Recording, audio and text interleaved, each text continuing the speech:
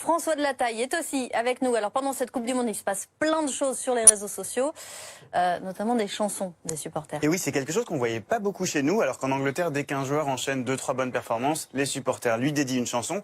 Mais ça y est, on s'y met, c'est le magazine SoFoot qui a lancé l'affaire en publiant une chanson à la gloire d'N'Golo Kanté, le milieu des Bleus. À la base, c'était une blague, mais c'est devenu un hymne. Écoutez, ça se passe dans les rues d'Ekaterinbourg.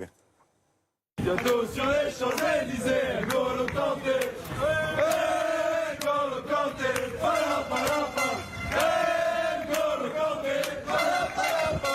Il est petit, il est gentil, il va bouffer aussi. Bientôt sur les Champs-Élysées, N'Golo Kanté, N'Golo Kanté, palapalapa, Voilà, bon, il est petit, il est gentil, je suis pas sûr que ça fasse vraiment peur aux adversaires. En revanche, il va bouffer Léo Messi. Ça fonctionne pas avec Nicolas Jamin en même temps.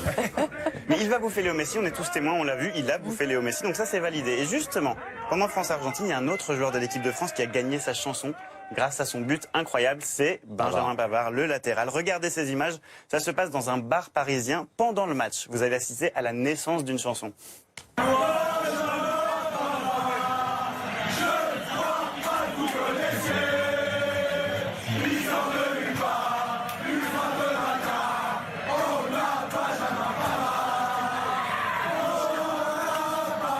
Star de Benjamin Pavard, elle nous a tous rendu un peu fou, Karine. Je crois que tu as enchaîné les reprises de volée derrière pendant toute la soirée. Incroyable. Voilà, rassure-toi, Elle a pris ma tête pour un ballon.